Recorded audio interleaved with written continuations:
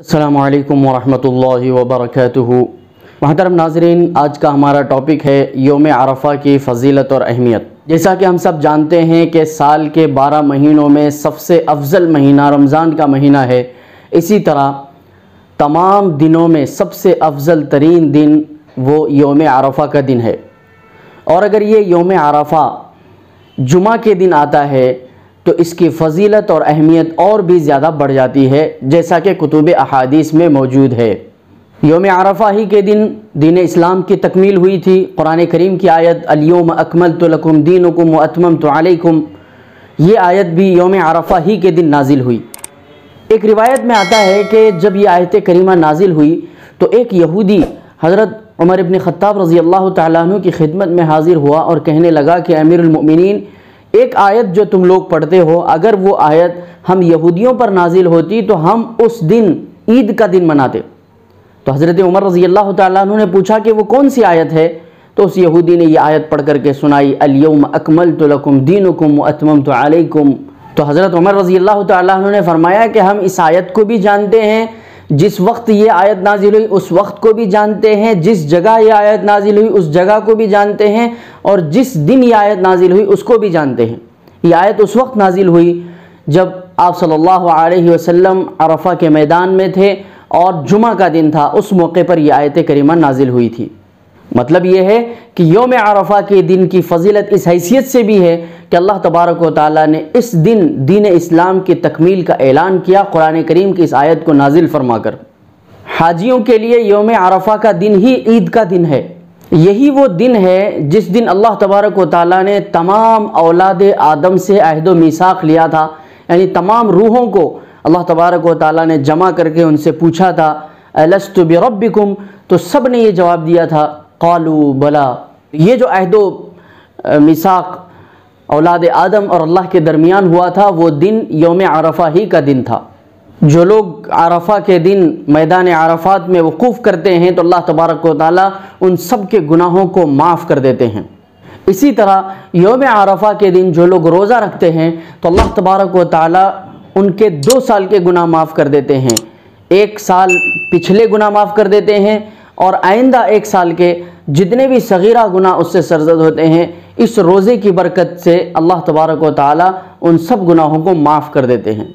लेकिन याद रखिए, ये जो गुनाहों की मग़फ़िरत है वो सिर्फ़ सगीरा गुनाह है, कबीरा गुनाह बग़ैर तौबा के माफ़ नहीं होते। कुरान करीम में भी यौम अरफ़ा के सिलसिले में फ़जीलतें वारिद हुई हैं। ताला एक जगह फरमाते हैं, व शाहिदीन व मशहूद, यानी हाजिर होने वाले और हाजिर किए हुए की कसम। हज़रत अबू हुरैरा रज़ी अल्लाह तआला अन्हु इस आयत करीमा की तफसीर करते हुए फरमाते हैं, यहाँ पर व शाहिदीन से मुराद, शाहिदुन से मुराद यहाँ पर जुमा का दिन है और मशहूद से मुराद अरफ़ा का दिन है। इसी तरह और कसम खाते हुए अल्लाह तबारक व तआला सूरह फ़ज्र में फरमाते हैं, वश्शफ़ई वल वत्र। हज़रत इब्न अब्बास रज़ी अल्लाह तआला अन्हु फरमाते हैं कि इस आयत करीमा में अश्शफ़ से मुराद ईदुल अज़हा का दिन है और वत्र से मुराद यहाँ पर यौम अरफ़ा मुराद है।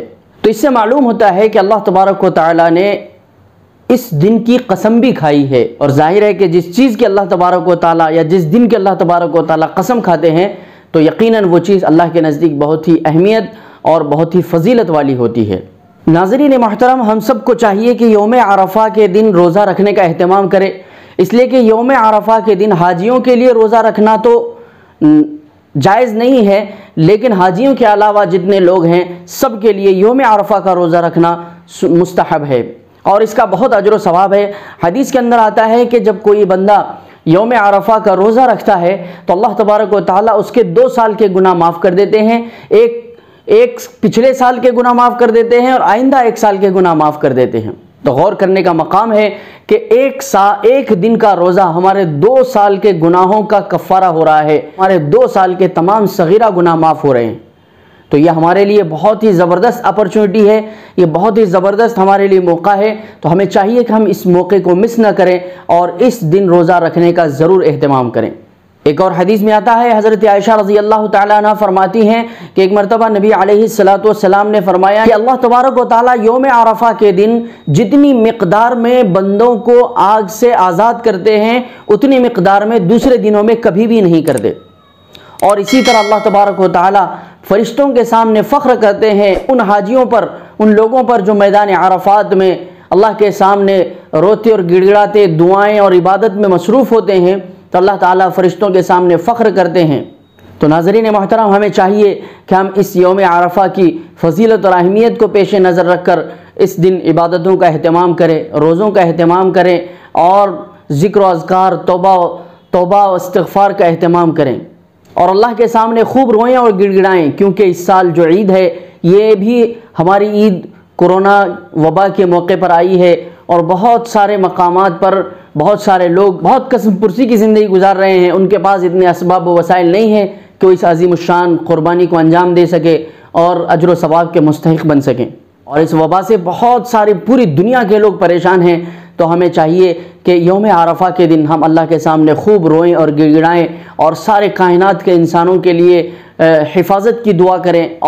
कितने अफसोस की बात है कि इस वबा की वजह से आज लाखों की तादाद में हाजी लोग जिन्होंने हज का इरादा किया था वो हज से महरूम हो गए। हालांकि उनका नंबर भी आ गया, उन्होंने पैसे भी भर दिए, लेकिन इस कोरोना की वजह से वो अल्लाह तबारक व तआला के दरबार में और खाने काबा के तवाफ़ के लिए हाजिर नहीं हो सके और फ़रीज़े हज अंजाम देने से वो कासिर हुए। तो ये इतनी ज़बरदस्त वबा पूरी दुनिया में फैली हुई है। तो हम यौम अरफा के दिन रोज़ा रख के खूब अल्लाह के सामने रो कर गिड़गिड़ा कर इस वबा के ख़ात्मे की दुआएं करें। जो लोग इसमें मुब्तला हैं उनकी शिफा के लिए दुआएं करें और जो लोग इस बीमारी में मुब्तला होकर इस दुनिया से चले गए और इंतकाल कर गए तो उनकी मग़फ़िरत के लिए दुआएं करें। अल्लाह ताला हम सब को अमल करने की तौफ़ीक़ अता फ़रमाए।